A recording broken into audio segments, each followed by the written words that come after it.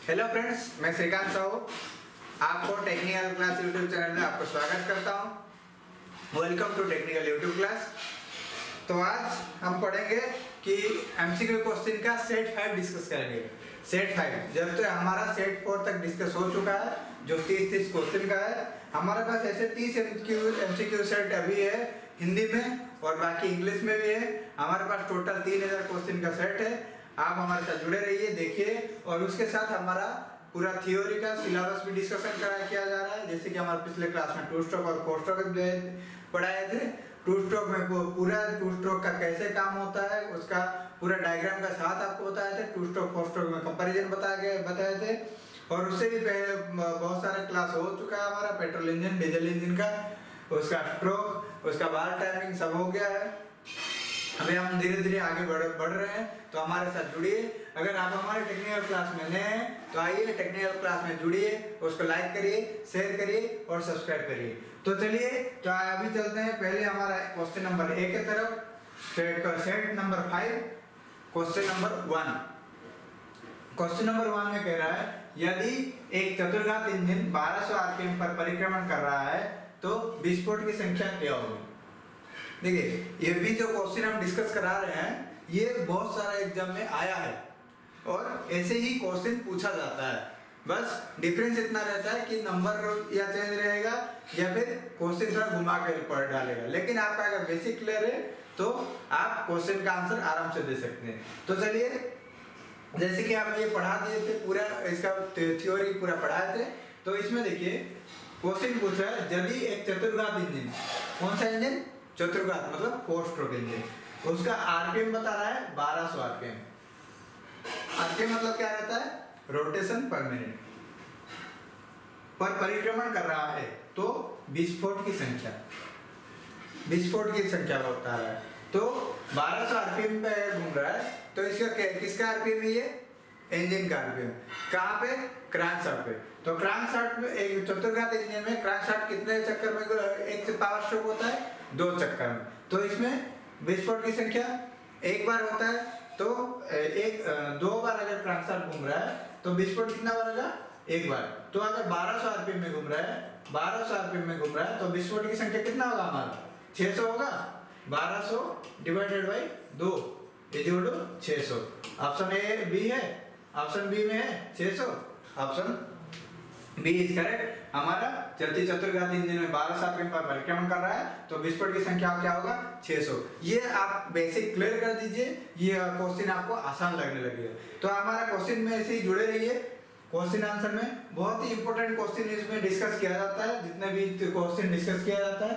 तो option B, question number 2, द्विघात engine में पावर स्ट्रोक की संख्या किसके बराबर होता है? पावर स्ट्रोक 2 घात इंजन, जैसे कि हमारे पिछले क्लास में पढ़ा है 2 स्ट्रोक। तो 2 स्ट्रोक में क्या होता है? एक क्रैंकशाफ्ट एक बार घूमता है, पिस्टन 2 बार। तो इसमें देखिए क्रैंकशाफ्ट के प्रति मिनट परिक्रमण की संख्या, क्रैंकशाफ्ट के परिक्रमण की संख्या के दुगने, क्रैंकशाफ्ट परिक्रमण की संख्या के आधे, क्रैंकशाफ्ट परिक्रमण की संख्या के 4 गुना। सॉरी, ये प्रिंट मिस्टेक हो गया, ये प्रति परिक्रमण से होगा, तो ये मिनट नहीं है, ठीक है। तो द्विघात इंजन में पावर स्ट्रोक की संख्या किसके बराबर होता है? क्रैंकशाफ्ट के प्रति परिक्रमण की संख्या के बराबर होता है। Option A is correct. Next question number 3। Question number 3 में, यदि कोई इंजन 1600 आरपीएम पर चल रहा है तो क्रैंकशाफ्ट की गति कितनी होगी? तो कितने होगी? ये देखिए, कोई इंजन, ये हमें ये नहीं बताया कि ये 2 स्ट्रोक है या 4 स्ट्रोक है। तो इसमें हम क्या लेंगे? 2 स्ट्रोक लेंगे या 4 स्ट्रोक लेंगे? इसमें 4 स्ट्रोक लेंगे, क्योंकि 2 स्ट्रोक अभी एब्सोल्यूट हो गया है और जितना भी क्वेश्चन आता है आजकल 4 स्ट्रोक के ऊपर से आता है। तो क्या है? 4 स्ट्रोक इंजन में क्या है? 1600 आरपीएम पर चल रहा है, तो 1600 आरपीएम किसका वो बोल रहा है? ये क्रैंकशाफ्ट का बोल रहा है। क्रैंकशाफ्ट का 1600 आरपीएम है, तो ये क्रैंकशाफ्ट की गति पूछ रहा है। तो क्रैंकशाफ्ट की गति कितना होगी? उतना ही होगी ना जितना कि इंजन के आरपीएम है। इंजन का आरपीएम चल रहा है 1600, तो इसका क्रैंकशाफ्ट कितना है? 1600। तो option A C is correct. तो next question number 4, diesel engine की उसमें दक्षता क्या है? जैसे कि हम थर्मल एफिशिएंसी बता दिए थे कि पेट्रोल इंजन का क्या है, डीजल इंजन का क्या है, गैसोलीन इंजन का क्या है, ये सब। तो ये उसमें देखिए था क्या होता है, गैसोलीन इंजन के उसमें देखिए से अधिक रहता है या कम रहता है या उसके बराबर रहता है, या इनमें से कोई नहीं। ये ऑप्शन ए इज करेक्ट रहता है, क्योंकि गैसोलीन इंजन का उसमें देखिए था कम रहता है। अगर यही क्वेश्चन हमारा 2 स्ट्रोक और 4 स्ट्रोक के बारे में पूछता है तो हमारा किसका रहता है, 4 स्ट्रोक इंजन का रहता है, क्योंकि 2 स्ट्रोक इंजन से थर्मल एफिशिएंसी ज्यादा किसका रहता है, थर्मल देखिए था 4 स्ट्रोक इंजन का। लेकिन इसमें क्या है, डीजल इंजन और गैसोलीन इंजन के बारे में पूछ रहा है, डीजल इंजन और गैसोलीन इंजन के बारे में पूछ रहा है, तो इसमें भी डीजल इंजन का ज्यादा रहता है ना कि गैसोलीन इंजन का। तो ऑप्शन ए इज करेक्ट हमारा, गैसोलीन इंजन के उसमें देखिए से अधिक होता है। Next question number 5। Question number 5 में कह रहा है कि फ्लाईव्हील का कार्य क्या है। फ्लाईव्हील का कार्य क्या है, फ्लाईव्हील कहाँ लगा रहता है, पहले तो फ्लाईव्हील क्रैंकशाफ्ट के आखिरी में लगा रहता है, जहाँ की ट्रांसमिशन की शुरुआत होता है, ट्रांसमिशन सिस्टम की शुरुआत होता है, जहाँ की क्लच लगता है। तो उसमें क्या है, फ्लाईव्हील का कार्य दिशा को उल्टाना, ये नहीं होगा, गति को नियंत्रण करना, ये भी नहीं है, एक चक्र में उत्पन्न अधिक ऊर्जा को अवशोषण करना, वो फ्लाईव्हील को पावर स्टोर भी किया कहा जाता है। इसलिए ये ऑप्शन सी इज करेक्ट, प्रत्यागामी गति को घूर्णन गति में बदलना, ये नहीं है।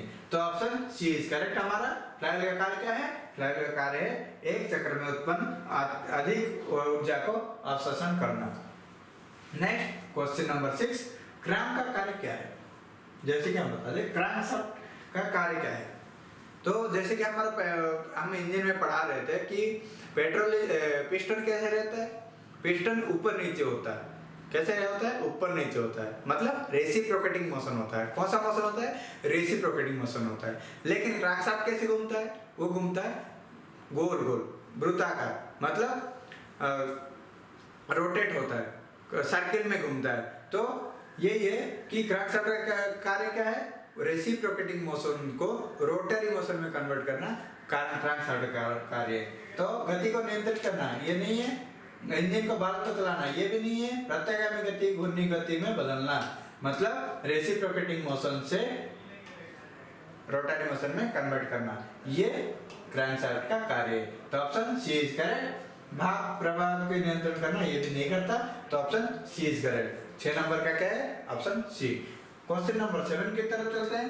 क्वेश्चन नंबर 7 में कह रहा है फ्लाईव्हील लगा रहता है, किसमें लगा रहता है फ्लाईव्हील, जैसे कि हम प्रीवियस क्वेश्चन में बता दिए कि फ्लाईव्हील का कहाँ पर लगा रहता है, क्रैंकशाफ्ट पे। Option A is correct, crankshaft पे।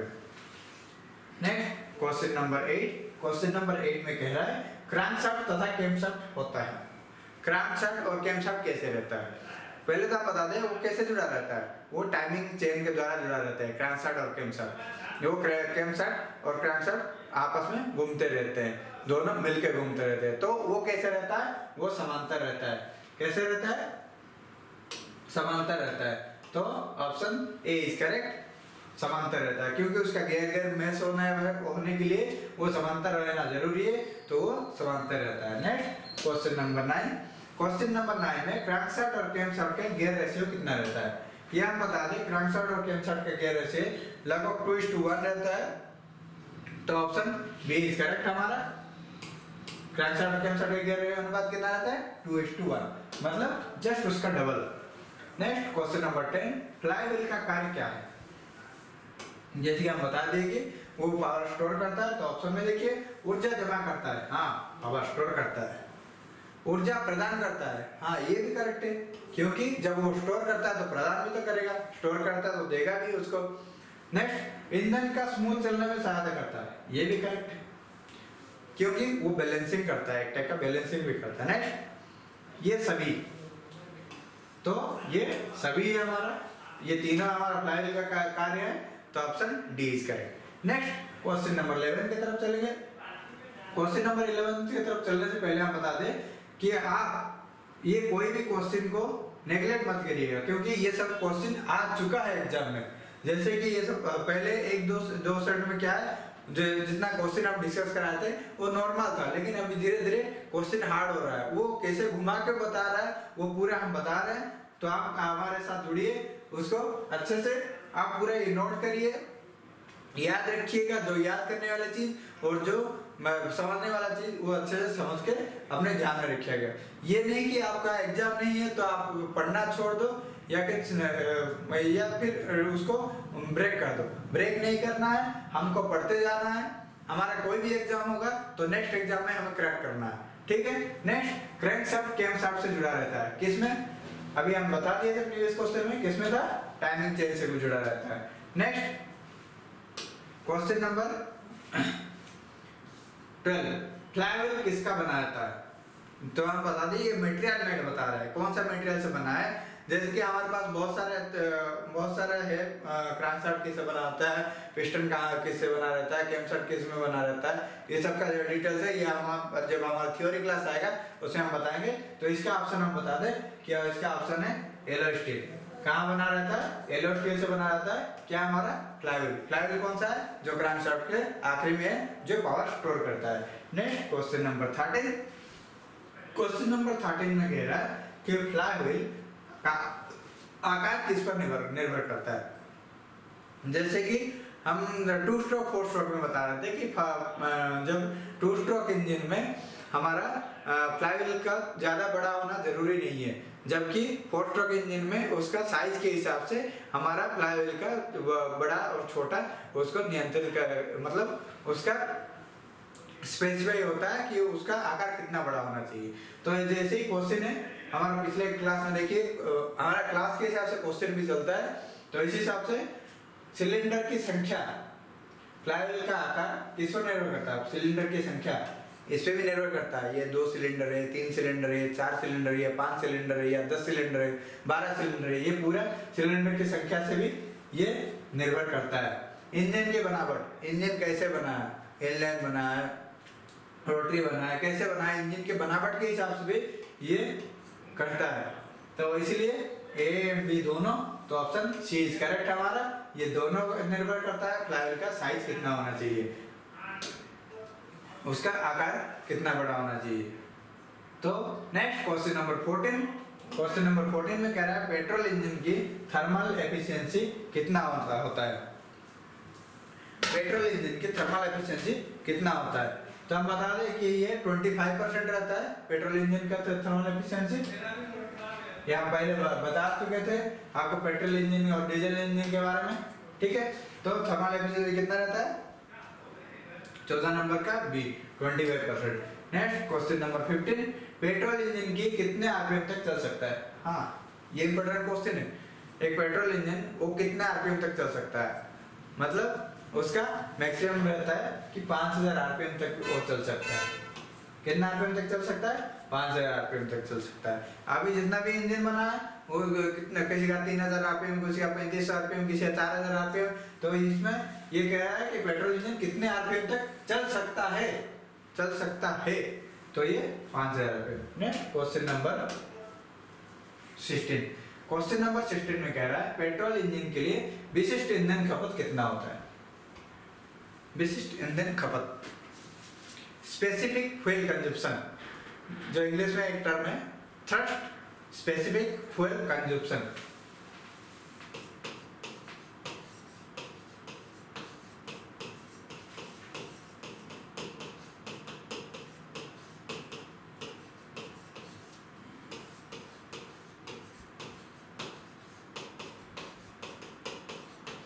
इसका आप नाम सुने होंगे, थ्रस्ट स्पेसिफिक फ्यूल कंजप्शन।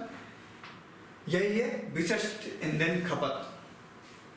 तो इसका क्या है, ये पूछ रहा है पेट्रोल इंजन और डीजल इंजन दोनों का अलग अलग रहता है। जैसे कि हम आपको बताते हैं कि पेट्रोल इंजन का रहता है कि 250 ग्राम पर किलोवाट आवर, ठीक है। जबकि ये पेट्रोल का रहता है और स्पार्क इग्निशन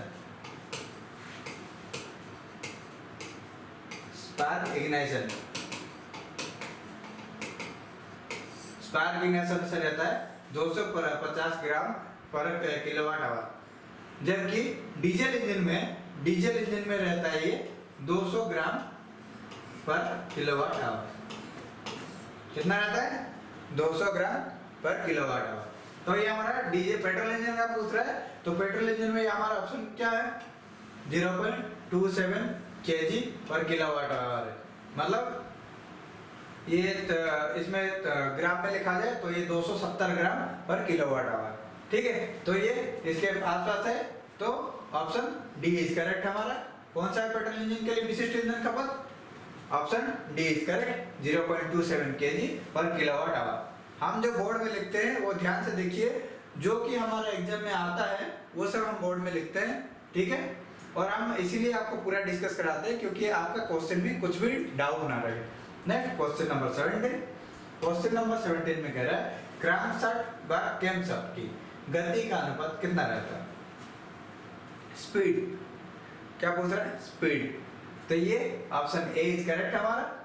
ठीक है, 4:1 रहता है। Next question number 18। Question number 18 में है कि कंप्रेसर स्ट्रोक में क्या होता है? ऑप्शन, इनमें इनलेट वाल्व खुला रहता है। कभी भी कंप्रेसर स्ट्रोक में इनलेट वाल्व खुला नहीं रहता है, गलत है। लेकिन हाँ, एक साइकिल हम पढ़ाए थे आपको, याद होगा, एटिक्सन साइकिल, उसमें इनलेट वाल्व खुला रहता है।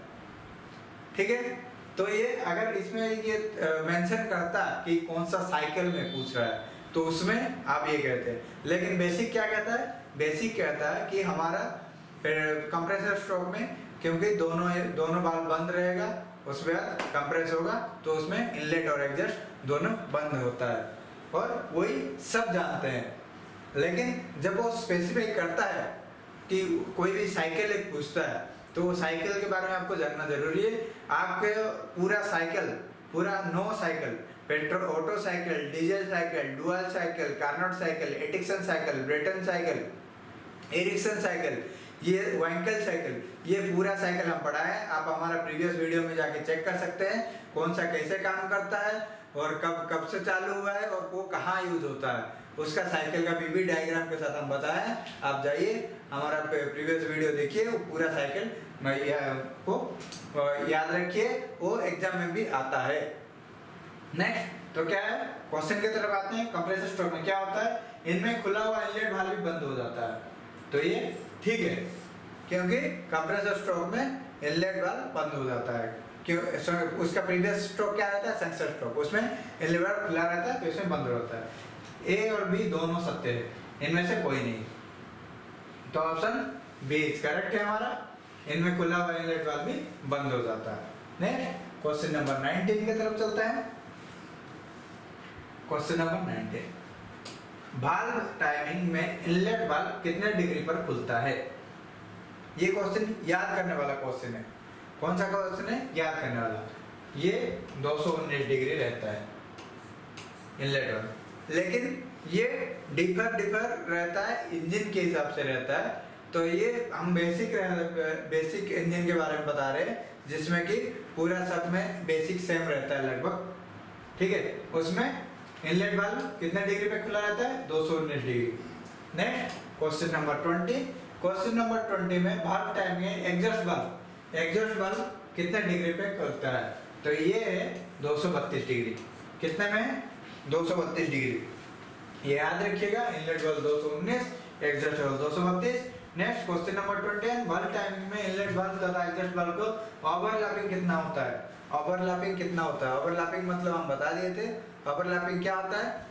जब इनलेट वाल्व और एग्जॉस्ट वाल्व दोनों खुला रहता है उस टाइम, उस मोमेंट को ओवरलैपिंग, वाल्व ओवरलैपिंग कहा जाता है। हम एक वाल्व टाइमिंग का एक स्पेसिफिक क्लास बनाया है जो हमारा वीडियो प्रीवियस वीडियो में आप बताया है, जाके आप चेक कर सकते हैं। वाल्व टाइमिंग में उसमें पूरा बताया गया है, वो स्पीड इंजन का कैसे रहता है और नॉर्मल इंजन का कैसे रहता है, वो किस पे डिपेंड करता है, कितने डिग्री पहले खुलना है, लीड होना है, ले होना है, ओवरलैप होना है। ये पूरे जानने के लिए आप हमारे प्रीवियस वीडियो चेक करिएगा।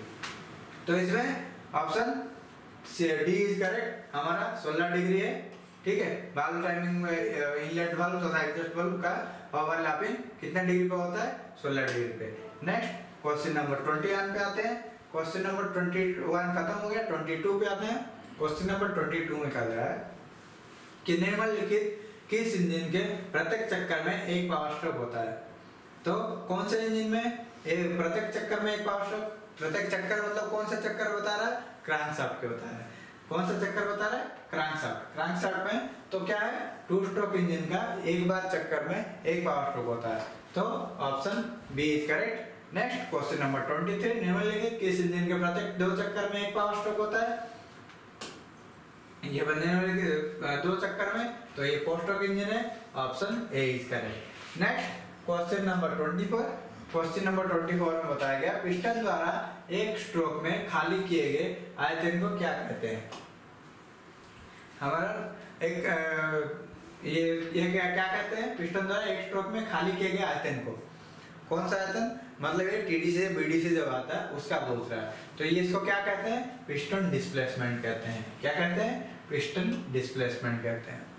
ठीक है, ये हमारा एक इसके लिए पूरा एक स्पेसिफाई क्लास करेंगे, इसके बाद करेंगे, जिसमें कि कैसे एचपी कैलकुलेशन होता है, वीएचपी कैलकुलेशन होता है, स्वेप्ट वॉल्यूम क्या होता है, क्लियरेंस वॉल्यूम क्या होता है।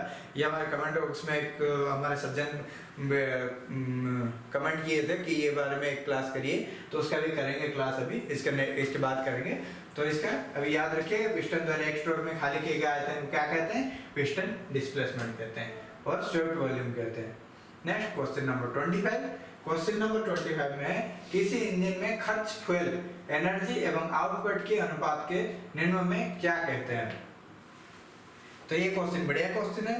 क्वेश्चन नंबर इसमें क्या कहते हैं, किसी इंजन, समझिएगा क्वेश्चन में कह रहा है कि खर्च फ्यूल एनर्जी, ठीक है, कितना फ्यूल खर्च हो रहा है, एवं आउटपुट के अनुपात कितना बाहर जा रहा है, तो उसका क्या कहते हैं, ब्रेक थर्मल एफिशिएंसी कहते हैं।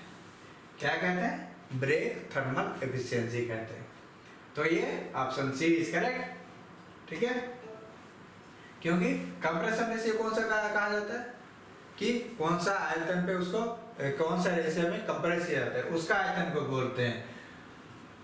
पिस्टन डिस्प्लेसमेंट क्या कहा जाता है, एक बार में वो जितना खाली करता है उसको पिस्टन डिस्प्लेसमेंट कहते हैं, जबकि ब्रेक थर्मल एफिशिएंसी किसको कहते हैं, खर्च फ्यूल एनर्जी एवं आउटपुट के अनुपात को ब्रेक थर्मल एफिशिएंसी कहते हैं। ठीक है, next question number 26, question number 26 में कह रहा है बोर तथा स्ट्रोक के अनुपात को क्या कहते हैं। बोर कौन सा है, सिलेंडर का बोर, ठीक है, सिलेंडर का ये जो बोर है, ये बोर को कहते हैं, और इसका स्ट्रोक के अनुपात, ये स्ट्रोक, ठीक है, टीडीसी से बीडीसी, इसका और इसका अनुपात को क्या कहते हैं, बोर स्ट्रोक अनुपात कहते हैं। ठीक है, ऑप्शन बी इज करेक्ट, 26 का बी। क्वेश्चन नंबर 27, एक आघात में पिस्टन द्वारा टीडीसी तथा बीडीसी के बीच सिलेंडर में विस्थापित आयतन को क्या कहलाता है। तो एक आघात में मतलब एक स्ट्रोक में पिस्टन टीडीसी तथा बीडीसी के बीच सिलेंडर में विस्थापित आयतन, सिलेंडर में विस्थापित आयतन को क्या कहते हैं, इसको जैसे कि हम बता दिए क्या कहते हैं, स्वेप्ट वॉल्यूम। क्या कहते हैं, swept volume, SWEPT, swept volume. इसमें है swept volume, option B is correct. क्या है, स्वेप्ट वॉल्यूम कहते हैं। Next question number 28, question number 28 में कह रहा है कि 2 स्ट्रोक इंजन में एक क्रिया चक्र पूरा होता है। 2 स्ट्रोक इंजन में एक क्रिया चक्र का पूरा होता है, पिस्टन के 4 स्ट्रोक अथवा क्रैंकशाफ्ट की 2 परिक्रमण से, ये नहीं है, पिस्टन के 2 स्ट्रोक अथवा क्रैंकशाफ्ट की 1 परिक्रमण से। तो ये ऑप्शन ठीक है, ऑप्शन बी इज करेक्ट हमारा 28 का बी। 2 स्ट्रोक इंजन में कितना चक्र पूरा, एक क्रिया चक्र, एक क्रिया मतलब एक साइकिल, एक पावर स्ट्रोक, एक पावर स्ट्रोक के बाद का पूरा होता है, पिस्टन के 2 स्ट्रोक अथवा क्रैंकशाफ्ट के क्रैंक की 1 परिक्रमण से। क्वेश्चन नंबर 29, 4 स्ट्रोक इंजन में एक क्रिया चक्र पूरा कब होता है। 4 स्ट्रोक इंजन में कैसे चक्र पूरा होता है, जैसे कि हम बता दें, पिस्टन की 4 स्ट्रोक अथवा क्रैंक की 2 परिक्रमण में। ठीक है, option A is correct. Next question number 30, question number 30 में कह रहा है कि 4 स्ट्रोक इंजन में शक्ति उत्पन्न की जाती है कब, क्रैंक की 1 परिक्रमा में एक बार, क्रैंक की 2 परिक्रमा में एक बार, पिस्टन के प्रत्येक स्ट्रोक में एक बार, क्रैंक की 4 परिक्रमा में एक बार। तो ये कह रहा कि 4 स्ट्रोक इंजन है, ठीक है, शक्ति उत्पन्न होता है।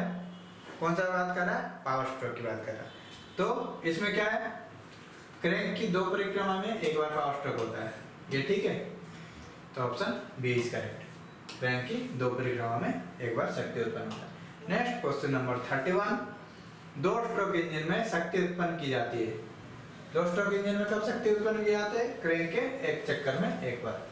तो इसके साथ हमारा सेट 5 कंप्लीट होता है। उसके बाद हमारा जैसे कि सिलेबस में हम आगे बढ़ेंगे और आप हमारे साथ जुड़े रहिए, ऐसे ही। और हमारा वीडियो को लाइक करिए, शेयर करिए और सब्सक्राइब करिए। और टेक्निकल क्लास में अगर आपने हैं तो आइए उसमें ज्वाइन करिए। धन्यवाद।